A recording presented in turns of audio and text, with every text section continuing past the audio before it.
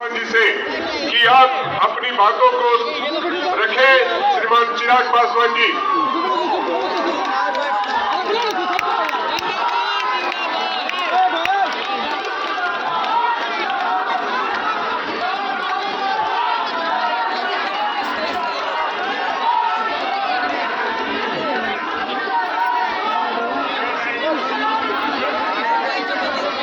मैं आग्रह करूंगा माननीय केंद्रीय मंत्री श्रीमान चिराग पासवान जी से कि आप आए और अपनी बातों को रखें। श्रीमान चिराग पासवान जी।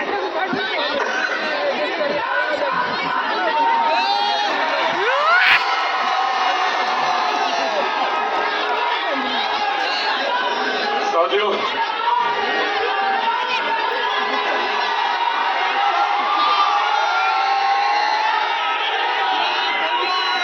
जहां भी मैं झारखंड में प्रचार के लिए जा रहा हूं, कहा बताया मुझे ये जाता है कि मुझे चुनाव प्रचार के लिए आना है, पर हकीकत में जब उस सभा में पहुंचता हूं और आप लोगों का जन सैलाब और उसके साथ साथ ये उत्साह देखता हूं, तो ये कतई चुनाव प्रचार की सभा नहीं, ये विजय की सभा दिखती है। आप लोगों ने पहले ही मन बना लिया है और ये हकीकत है। देखिए, मैच कुछ घंटे बाकी रह गए चुनाव प्रचार समाप्त होने में, और एक सटीक जानकारी आप लोगों के साथ साझा करके जाना चाहता हूं। एक बात तय है कि आगामी 23 तारीख को जब परिणाम आएंगे तो झारखंड में हमारे प्रधानमंत्री आदरणीय नरेंद्र मोदी जी के सोच वाली सरकार यहां पर बनने जा रही है। इसमें कोई शंका नहीं है, इसमें कोई संदेह नहीं है। ऐसे में जरूरी है कि जब प्रधानमंत्री जी की सोच वाली सरकार यहां पर बने तो उस सरकार में जो धनबाद विधानसभा का प्रतिनिधित्व करने वाले विधायक हो, वो भी प्रधानमंत्री नरेंद्र मोदी जी की सोच वाले विधायक हो। ऐसे विधायक जो मुख्यमंत्री के बगल में बैठकर आपकी समस्या का समाधान कर सके, जो प्रधानमंत्री जी के साथ मिलकर आपके विकास के कार्यों को धरातल पर उतार सके। ऐसे में एक बार फिर से मेरे प्रधानमंत्री आदरणीय नरेंद्र मोदी जी ने, हमारे गठबंधन ने आदरणीय राज सिन्हा जी पर एक बार फिर से अपना विश्वास जताने का काम किया। इनकी तत्परता विकास कार्यों को देखते हुए, इनकी तत्परता आप लोगों की समस्या का समाधान ढूंढने को लेकर, इन बातों ने हमारे प्रधानमंत्री जी को पुनः प्रेरित किया कि अगर यहां से कोई प्रतिनिधित्व ईमानदारी से सच्ची भावना के साथ कर सकता है तो वो राज सिन्हा जी ही है। और इसीलिए एक बार फिर से अपने सिपाही के तौर पर प्रधानमंत्री जी ने यहां पर भेजने का काम किया। साथियों, आप सब को अगले 2 दिन में एक महत्वपूर्ण चुनाव करना है। कुछ घंटों में प्रचार रुकेगा, 20 तारीख को मतदान है।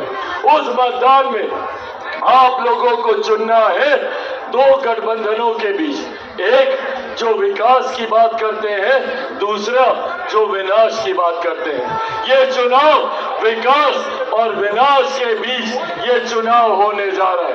ऐसे में साथियों, ये आग्रह करने आया हूं आप लोगों के बीच कि एक तरफ जहां मेरे प्रधानमंत्री गांव और शहर की दूरी को कम करने का प्रयास कर रहे हैं, जिन्होंने एक के बाद एक ऐसी गरीब कल्याण की योजनाओं का निर्माण करने का काम किया जो गांव और शहर के बीच की दूरी को कम कर रहा है। यहाँ पे भारी संख्या में महिलाएं मौजूद है।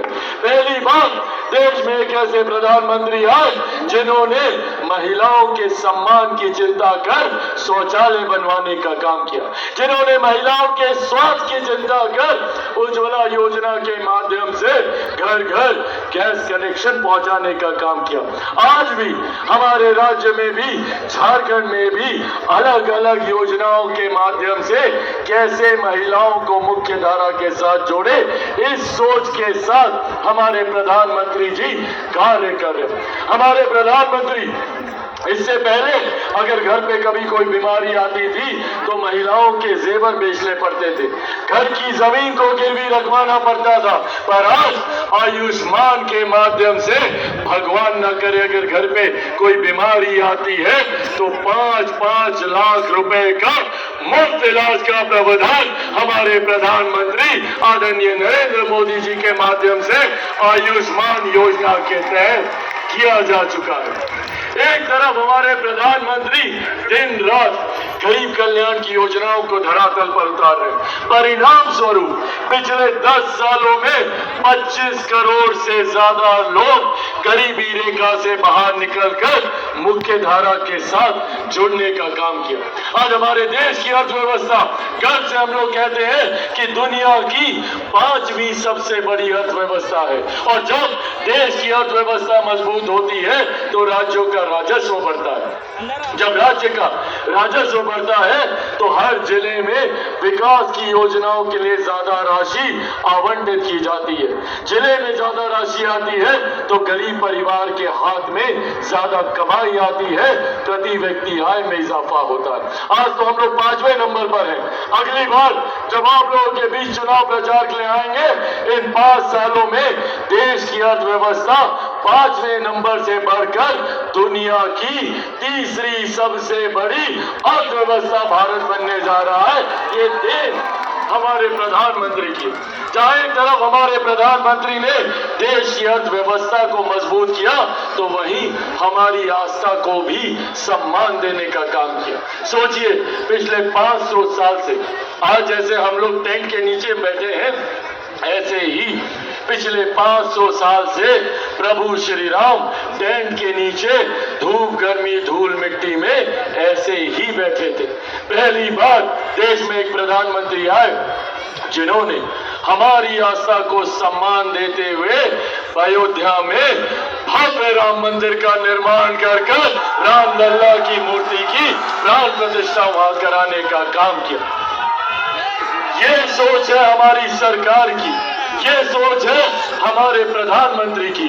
आज मुझे गर्व होता है कि देश की नहीं दुनिया की सबसे बड़ी गरीब कल्याण की योजना भारत में चलाई जा रही है, जिसका श्रेय मैं मेरे नेता मेरे पिता आदरणीय रामविलास पासवान जी को भी देता हूं। उस वक्त उस विभाग के वो मंत्री थे जिस वक्त प्रधानमंत्री गरीब जन कल्याण अन्न योजना का निर्माण किया गया, जिसके तहत आज भी भारत में 80 करोड़ लोगों को मुफ्त में अनाज दिया जा रहा है। ये देन हमारे प्रधानमंत्री आदरणीय नरेंद्र मोदी जी की है। साथियों, एक तरफ हमारी सरकार जो एक के बाद एक गरीब कल्याण की योजनाओं को धरातल पर उतारने का काम कर रही है, तो वहीं दूसरी तरफ विपक्ष कांग्रेस जेएमएम राजद जैसे लोग सिर्फ झूठा प्रचार कर हम लोगों को डरा कर बहका कर हम लोगों का मत हासिल करने का काम करते हैं। आजकल आप देखे होंगे कांग्रेस के नेता राहुल जी के हाथ में संविधान लेकर घूमते हैं। क्या बोलते थे लोकसभा में कि नरेंद्र मोदी जी तीसरी बार प्रधानमंत्री बने तो संविधान की हत्या हो जाएगी। कौन से संविधान की हत्या हो गई? और आज जिस संविधान की प्रतिलिपि ये लोग लेकर घूमते हैं, पूछिए इन लोगों से, जब 89 तक संविधान के रचयिता संविधान के निर्माता डॉक्टर बाबा साहेब भीमराव अम्बेडकर की एक तस्वीर तक इन लोगों ने भारत की संसद में नहीं लगने दी।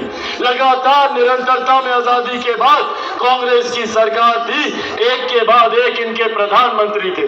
उस वक्त इन्होंने इसी संविधान के रचयिता बाबा साहेब की तस्वीर भारत की संसद में नहीं लगने दी। और बाबा साहेब के जीते जी उन्हें जिस तरीके से प्रचारित किया गया, उन्हें चुनाव तक हरवाने का काम कांग्रेस के नेताओं के द्वारा किया गया। और आज इन लोगों को संविधान की याद आती है, आज इन लोगों को संविधान की चिंता होती है।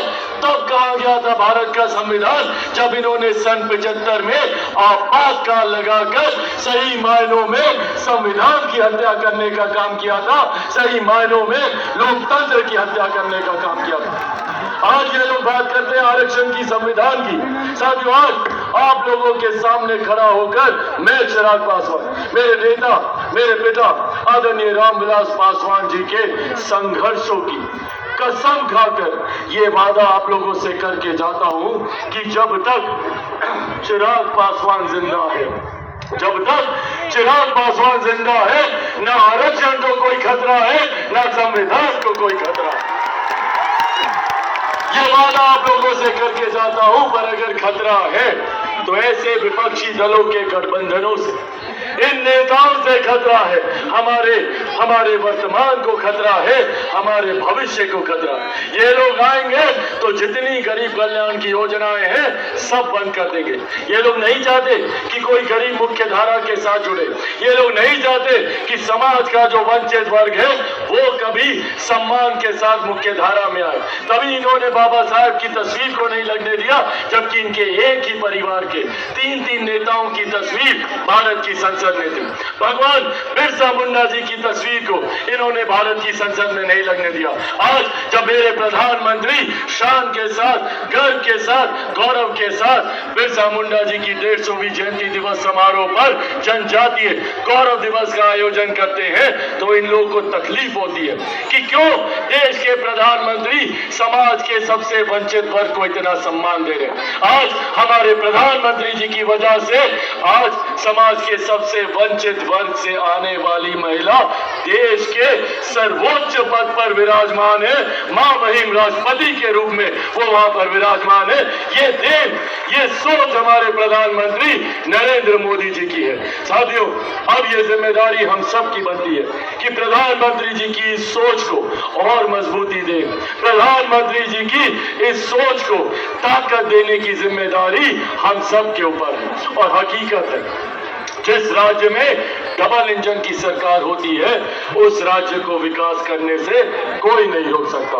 और एक बार फिर झारखंड की जनता ने डबल इंजन की सरकार झारखंड को देने का मन बना लिया है। इसीलिए साथियों, बस ये विनम्र आग्रह करने आया हूं, और मैं जानता हूं कि आप सबने भी मन बना लिया है कि यहां से राज सिन्हा जी को आप लोग भारी मतों से विजयी बनाकर बिहार, झारखंड की विधानसभा में भेजने का काम करेंगे। कीजिएगा ना? जाइएगा ना 20 तारीख को मतदान करने? अकेले जाइएगा? सबको लेकर जाना है। घर गांव में कोई छूटना नहीं चाहिए। चाचा चाची, दादा दादी, नाना नानी, यार दोस्त, अड़ोस पड़ोस, रिश्तेदारी, सबको लेकर जाइएगा। और जाकर कितना नंबर पे बटन दबाइएगा? सबको पता है 3 नंबर, सबको पता है। दिखाइए एक बार सब लोग 3 नंबर पर। और कौन से छाप पर बटन दबाइएगा? कमल छाप पर। कमल छाप पर जब बटन दबाइएगा तो वो बटन सीधा हमारे प्रधानमंत्री आदरणीय नरेंद्र मोदी जी की झोली में जाएगा, उनको मजबूती देने का काम करेगा। साथियों, आज इस सभा में मंत्रिमंडल में मेरे वरिष्ठ सहयोगी और मध्य प्रदेश के पूर्व मुख्यमंत्री आदरणीय शिवराज सिंह जी को भी यहाँ पर आना था, पर किसी कारणवश वो नहीं आ पाए। अभी थोड़ी देर पहले वो अपना भाषण फोन के माध्यम से यहाँ पर दे रहे थे, पर नेटवर्क में परेशानी होने की वजह से उनकी बातें आप तक पहुंच नहीं पाई। तो उन्होंने मुझसे विशेष तौर पर यह आग्रह किया है कि उनकी तरफ से भी आप सबसे विनम्रता पूर्वक हाथ जोड़कर यह आग्रह करूं कि आप सब 20 तारीख को 3 नंबर पर कमल छाप पर बटन दबाकर आदरणीय राज सिन्हा जी को भारी मतों से यहां से विजय बनाने का काम करें। सब लोग का आशीर्वाद है ना? तो एक बार जोरदार ताली बजाकर अपना आशीर्वाद दे दें। बहुत बहुत धन्यवाद साथियों। जय हिंद, जय झारखंड।